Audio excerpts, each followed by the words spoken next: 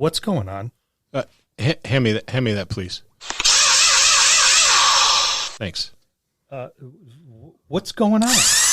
Woo! It's tools we have handy every game session this week on the Dungeon Masters Dojo.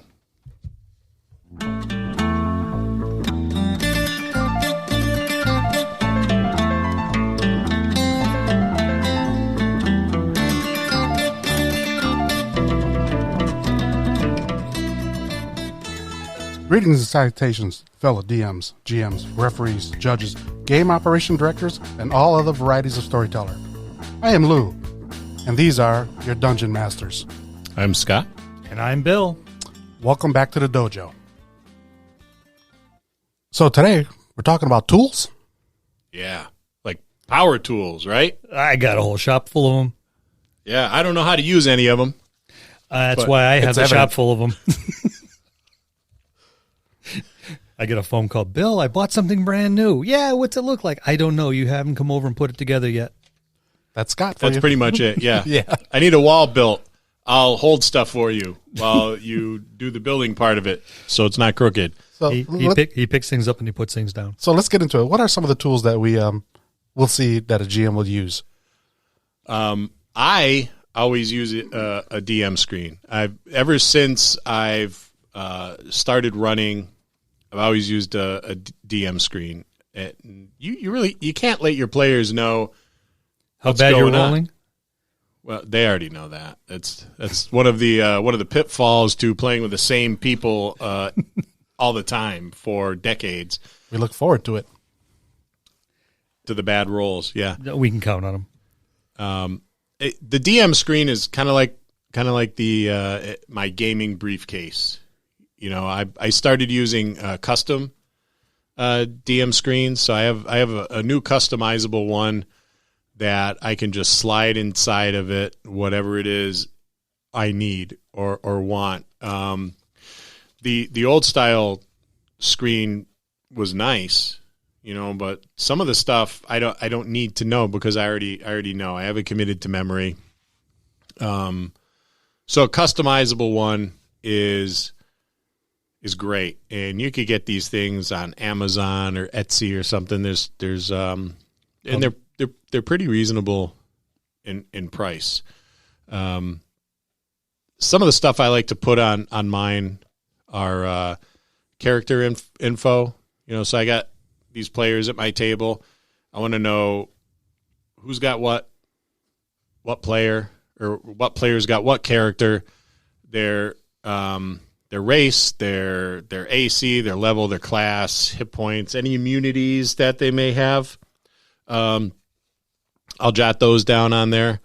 And sometimes pronunciation of characters' names, because sometimes the pronunciation of a character's name done poorly Can cause a fight. can cause a lot of inter-party and interpersonal conflict. So I like to do that as well.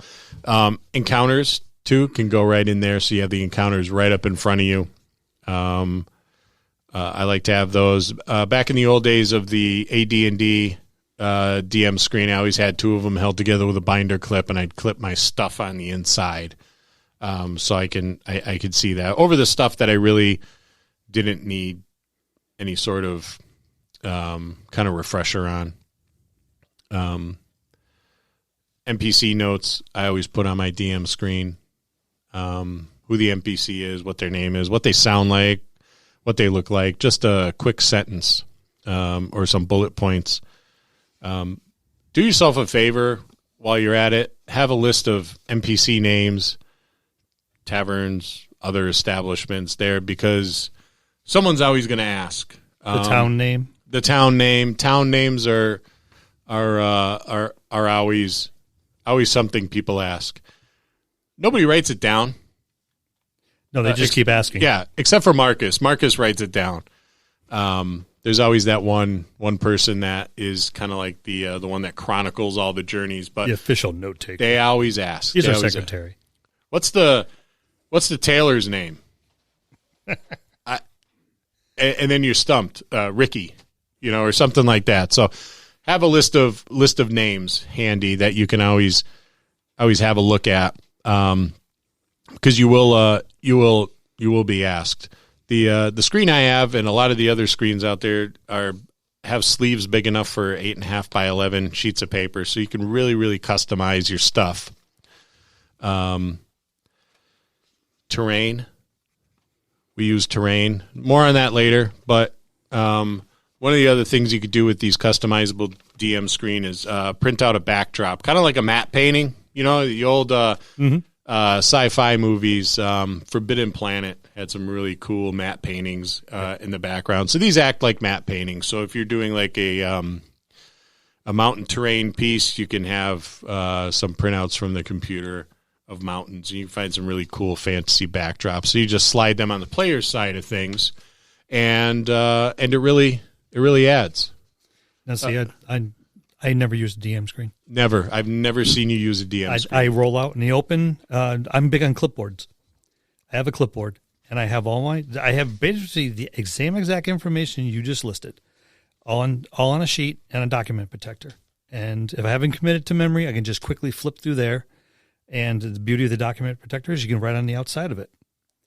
You use your dry erase marker or your wet erase marker and write right on the outside of the document protector to make your notes as you go. You can transfer them over to the paper later. But guys, I've never used a DM screen. I've always watched a lot of DMs use them, and those are the DMs, especially early on, the ones that always seem to roll a 15 or higher every single time. And it's like, well, we can't see the dice. And as a player, first off, it's like, man, that pisses me off. You can see my dice, but I can't see yours, and you always seem to make your rolls. And when I started game mastering, I was like, no, I'm not doing that. If I fail, my dice are right out there for everyone to see. I don't use the dice towers or the DM screens or anything like that. For me, it's a clipboard, and that's the way I've always done it. And the same thing, I have all the same information. I will have my printouts off to one side. So if I'm going to be, like we've mentioned in earlier episodes, how I'll show pictures of the monsters, so that way that everyone knows exactly what they're dealing with. Especially when some of the new ones that I've created, I'm big on making my own monsters. I'll find a piece of artwork that emulates it as best I can, or I'll just look at a piece of artwork going, "That's really cool. I'm going to turn it into a monster." But I'll be able to show that. But everything for me is out in loose leaf more than anything else. But in document protectors, all on a clipboard. And if I need to hide something, I just pick up the clipboard, turn it sideways, roll, or do what I have to do, and then set it back down. But yeah, you've never seen me use a DM screen. For as long as I have known them either. I think that just Bill's very old school. Yeah, it's divisive too. The whole DM screen thing is I've met DMs that use them and swear by them, and I'm one of them. And I've met DMs that don't and swears by it, and Bill's one of them. Yep. Very seldom will you see one side cross over to the other. Well, I mean, I was also one of those people that committed the books to memory. I didn't need to look up the THAC0 charts. I didn't need to look up the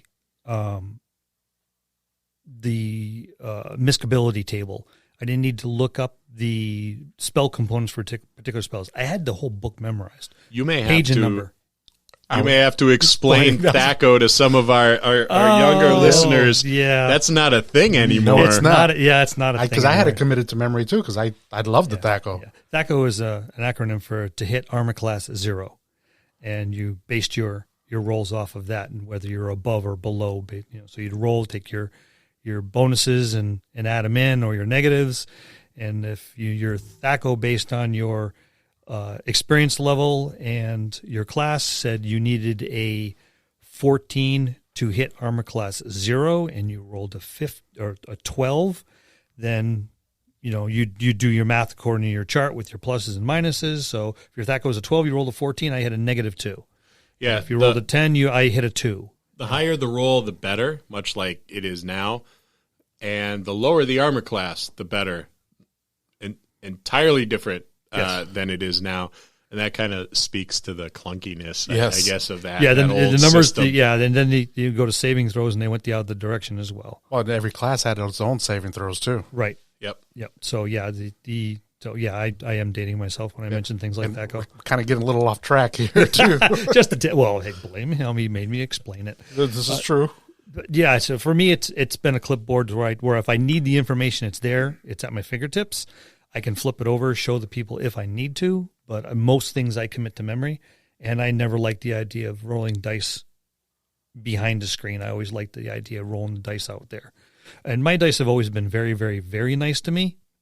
So more often than not, when the table looks down and sees those 20s pop up on that die over and over again, just the look on their face where you're just trying to go, okay, well then, and they're staring at the die going, another 20. Well, and I think that's why Scott rolled his die behind the DM screen, because he was just embarrassed of all the ones he was rolling. That could, that And you could see it on his face. oh yes, just the sudden disgust, and all of a sudden, oh no, that was a 6.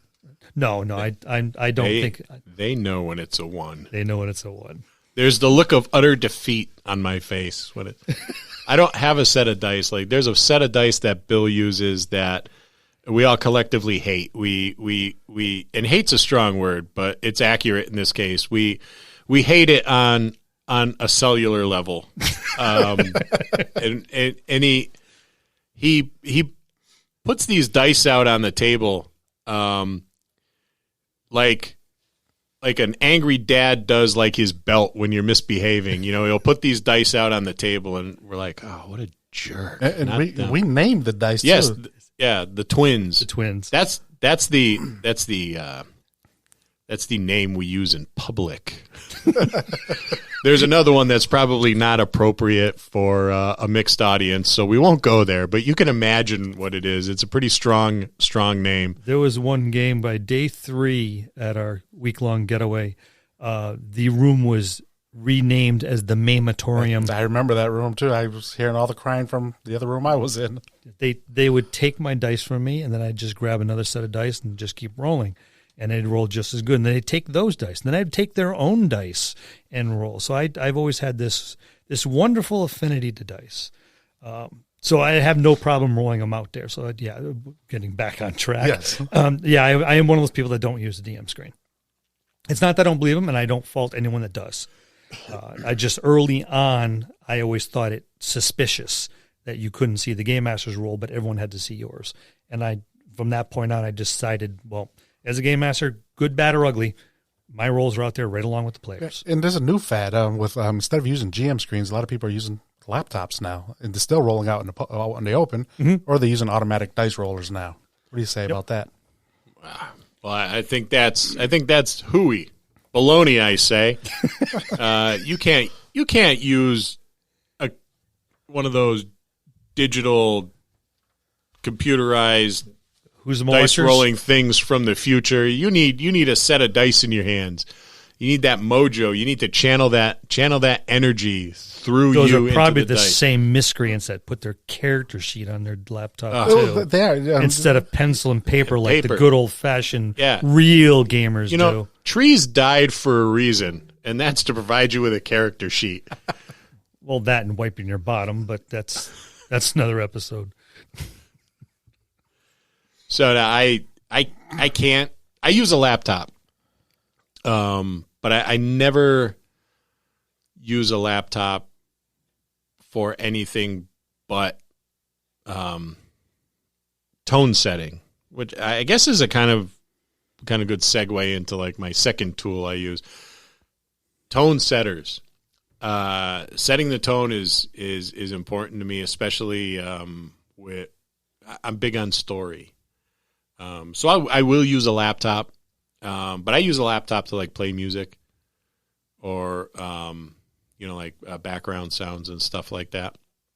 But I don't use it for, to look at my books on, because I have books made out of paper, and that's what I'm comfortable with. And books don't run low on battery. They do not. They work all the time. And I'll use a tablet once in a while to add like background sounds. But Lewis kind of tablet shamed me last time I busted out my tablet. It's a size thing, I guess, because Lewis showed up with this TV-sized tablet. Tablet's bigger than most people's laptops. Yeah, and and he was launching space shuttles from it, and doing all sorts of craziness for it. And I just Would you like to play a game? yeah, moments away from nuclear Armageddon with his fancy tablet.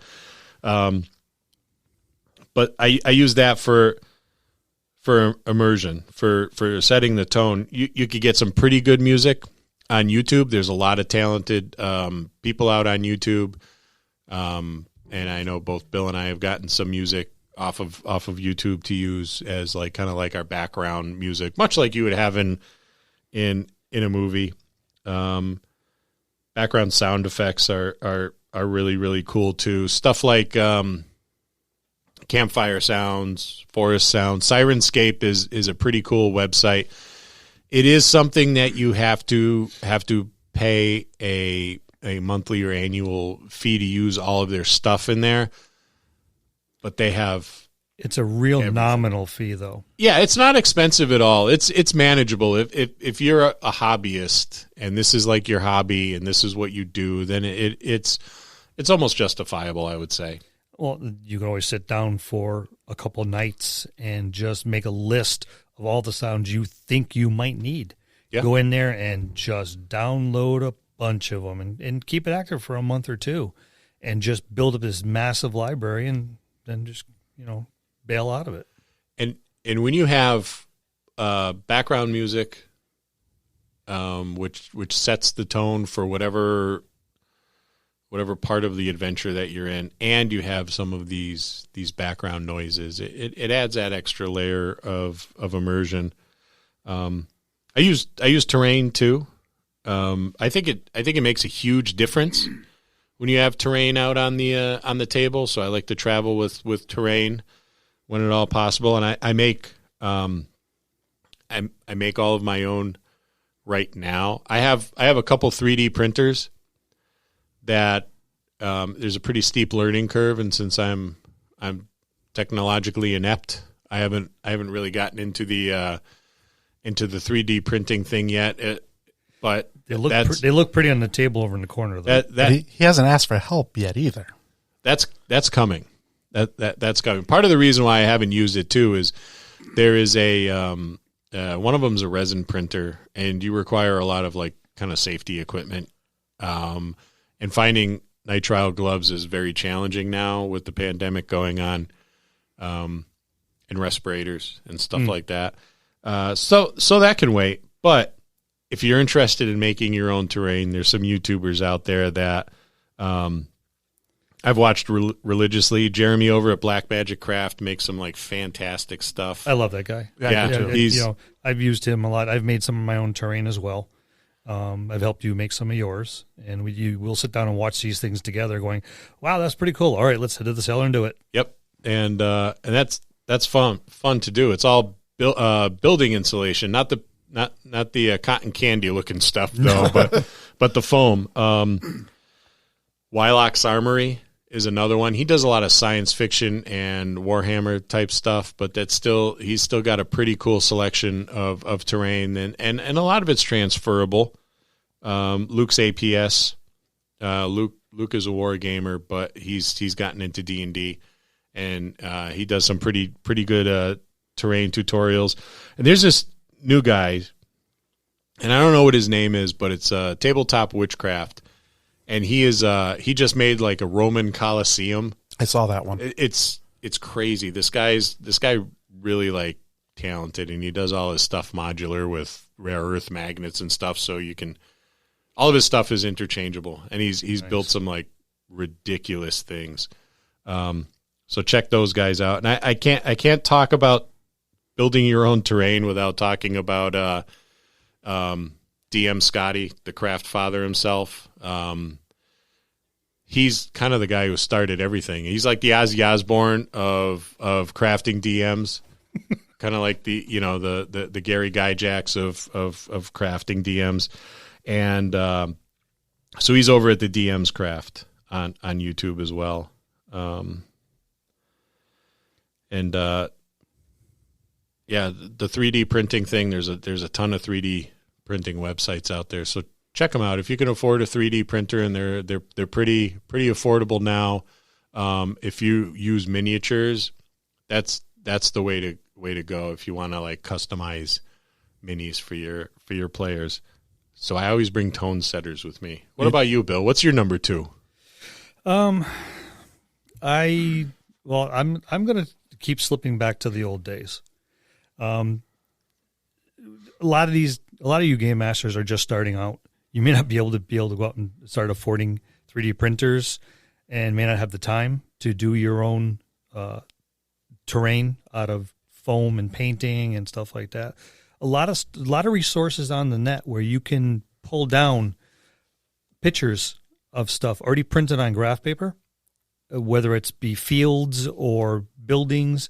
Print this stuff out. Cut it. You can actually get on cardstock and print out 3-dimensional towers and castles and bridges. And this stuff is really, except for the cost of some cardstock and the ink in your printer, you can print these things out pretty easily, pretty quickly, and be able to put out your own terrain without having to go through a lot of time, a lot of energy. So you print these things out, even if it's just a flat piece of paper. You can just put these things out there.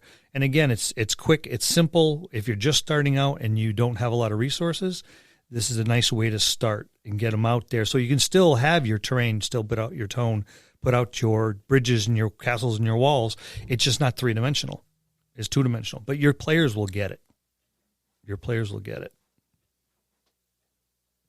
Old school. And a lot of these things are nice. You go on like the DM's Guild and download.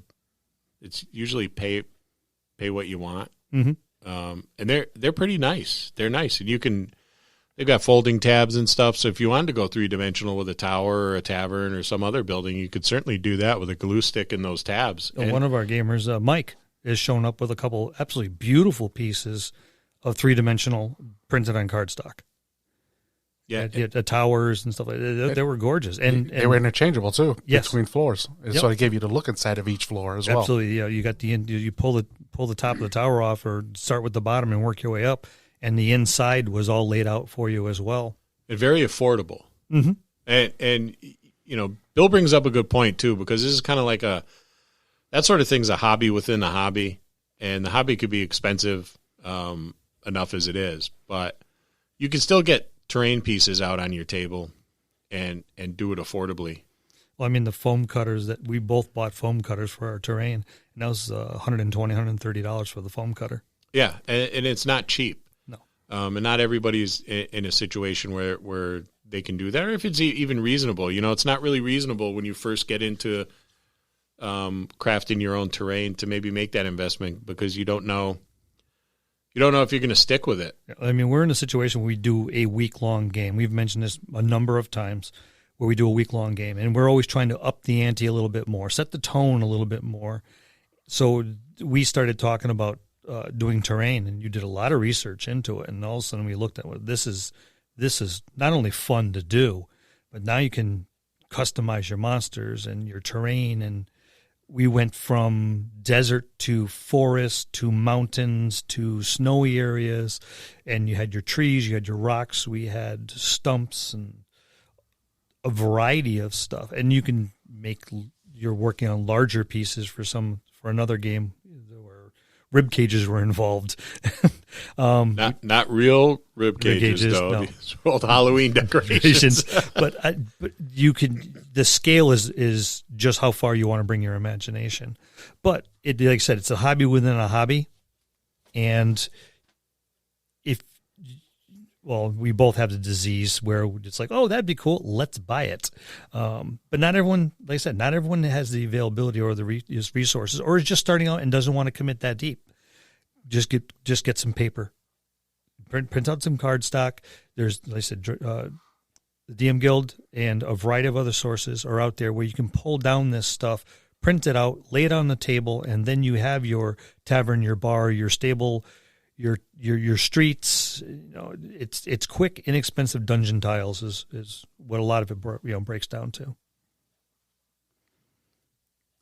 I think this is a good time for a break. I could choose one.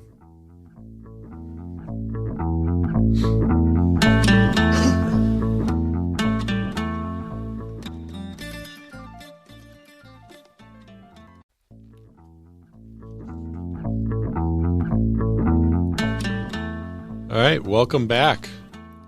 I missed you. I missed you too.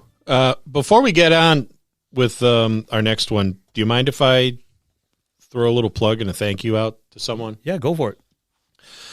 So I want to say thank you on behalf of all three of us to 307 RPG Podcast. That's 307 RPG Podcast. They're out of Wyoming, and were gracious enough to give us a plug on a recent podcast they were on. So we really appreciate that, because they're kind of like the big kid on the block, and we're just starting out. So anytime someone who's got a leg up, has been doing it for a while, and has the ear of a lot of people, kind of helps you out. It's always appreciated. So big thanks to the guys over at 307 RPG Podcast. Tip of the hat to you guys. Thank you.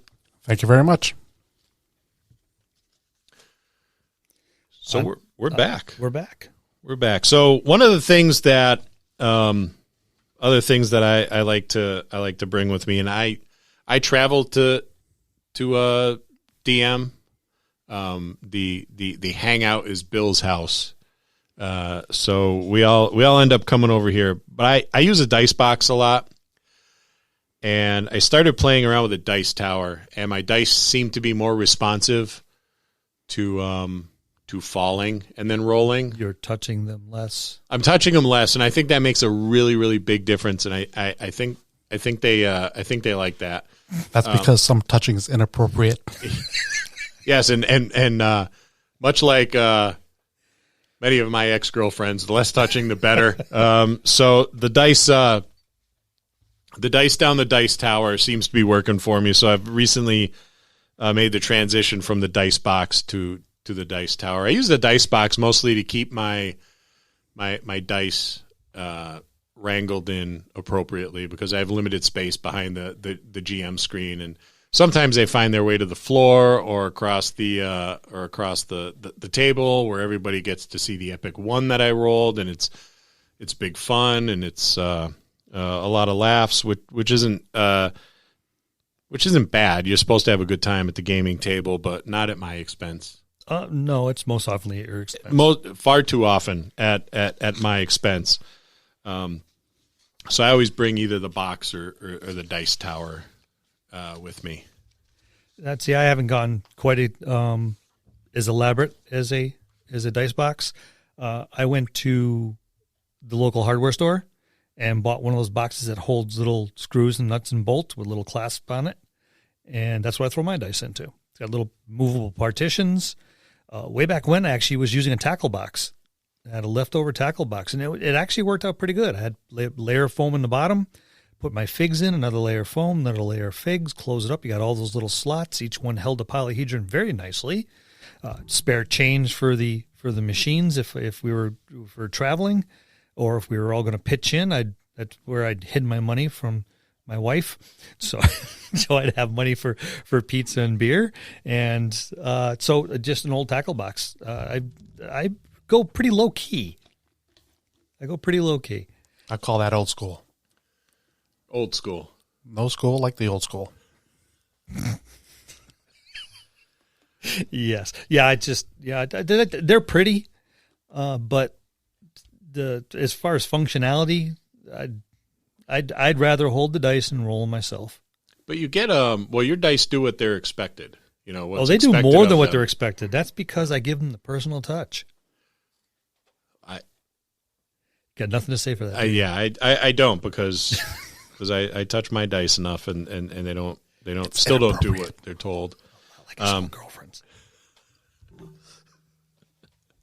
But back when we started, there wasn't a lot of this nerd swag that we have now. You know, there's specialty shops that's what they do. They build dice, they build dice boxes, towers, all sorts of like really cool swag. So it's like transformable too, because you got a dice carrier that opens up to a dice rolling dish, and then you got one of put those. It together a couple. You got one of everything.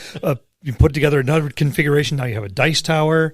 So it's Transformers for gamers. I've been waiting. I've been waiting 40 years for this. So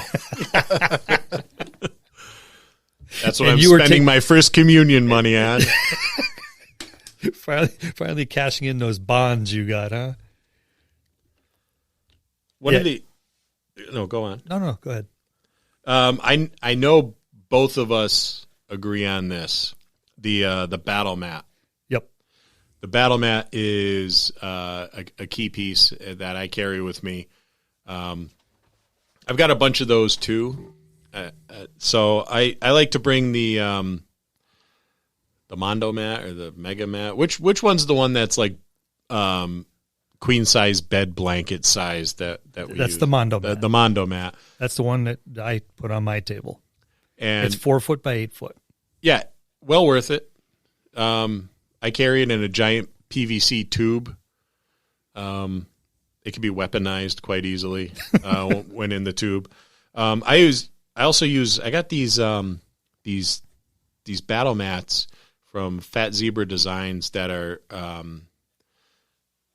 they're pretty cool. I got 2 sets of them because they're not quite as big. They're not big enough to cover a whole gaming table. I think they're about 2 by 3.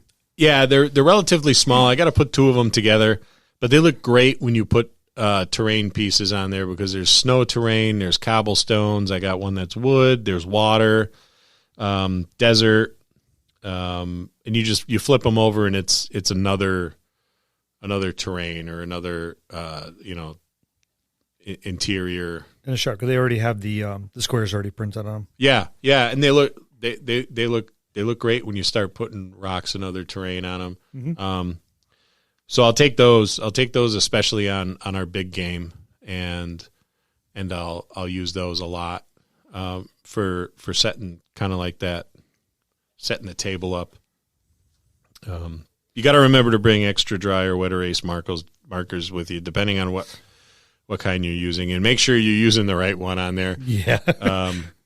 And make sure the permanent marker didn't make it into the bag by accident. Yeah, you don't want to get a Sharpie in the hands of a wild card on your battle map because that can wreak a lot of havoc and chaos with the battle Here's map. my area of effect over here, and here's my area of effect over there, and I just hit my mic. Sorry about that. Yeah, I have the Mondo mat, and then I have 2 Mega mats, and then I have 3 battle mats, and I will oftenly draw out my terrain or my encounters on individual mats and just stack them. So if I need to, instead of just writing out a whole new scene, I'll just grab one of the mats and unfurl it. And if it's a small area, I'll put it in one of the small little battle mats. And if it's larger, I'll put in a larger scene. Or if the base is going to be the Mondo mat, at least down here, I took a 3/4 inch piece of plywood and put some legs on it, and then put a fine Corinthian leather coating on top of it, and that's our gaming table. And it's 4 by 8, and the battle mat fits right on. The Mondo mat fits right on there because it's a 4 by 8, covers the whole thing. I think it's actually this Corinthian leather is made out of the same stuff that Ricardo Montalban's pectoral muscles were in the Wrath of Khan. So this is some quality material. You that was my inspiration. Yeah, so I will write out the different scenes on the different mats and just roll them out as needed, and I can add one next to another because I've already laid out what I need. So I have a large collection of mats in the corner. ChessX loves me. I've seen people use, and I don't know where they've gotten them, but they've gotten these huge rolls of graph paper. Yeah. And they've drawn their scenes on the graph paper, and they do just that you said. They stack them, and they pull one out, and underneath it is the next whatever building level or landscape or whatever have you. So that's I imagine it must get costly after a while, but that's a pretty innovative way of doing it as well. I've been for a convention or something like that where you don't want to lug a lot of stuff, and once you're done with it, you can just throw it away and be done with it. Yeah, and that's where I saw it. I saw it at a convention, Carnage, I think, in Vermont it was. Yeah, we've seen them at a few. I've seen that used at a couple different conventions we've been to. But yeah, the mats are a fantastic way, and I listen, I love my mats. And on to how do you carry all your stuff? Well, I have a gear bag, and it's kind of embarrassing, but it was like Lou and I showed up to the prom wearing the same dress because, unbeknownst to me, he got the same exact gear bag. So it'll be a little awkward when we roll up to the game when we're done social distancing with the same gear bag. It's going to be a lot awkward. Yeah. Well, no, yours has the My Little Pony, and he has the Unikitty. It's easy to. The kitty is Korik. But this is a good bag. Enhance, I think, is a company that makes it. It is. And you can put pretty much anything in there. I think it's like 8 or 10 books you can fit. Depending on the thickness of the book. Yeah. I got 6 of mine right now. I could get my DM screen in there. There's side pockets for dice. There's a nice big front pocket where I have my effect markers in. The thing that I really, really dig the most about it is there's a zip top on it and a foam kind of carrier for. It holds 12 or 16 figs. Yeah, for figs. That's great. That's cool. Yeah, and then there's little straps on the bottom, Velcro straps, where you can throw your battle mats. So it's great. There's plenty of stuff, plenty of room to put all your stuff in there, within reason, of course.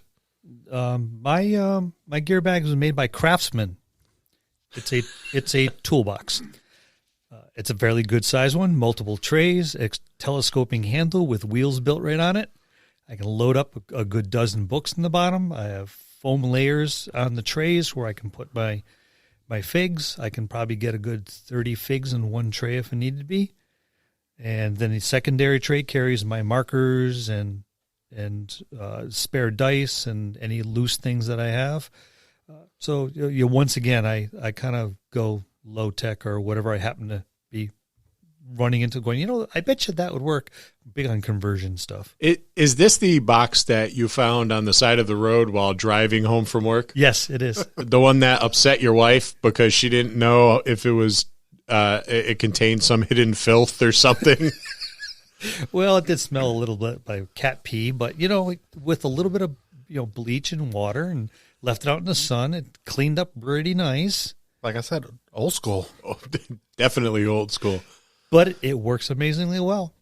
Yeah, and I can stack stuff on top of it. And like you said, a lot of these things, like the toolbox and everything, it's cost effective for the guys who are just getting into this. Right. I mean, even if you didn't happen to luckily find one alongside the road, you can go to one of the big box stores and pick one up for about $25.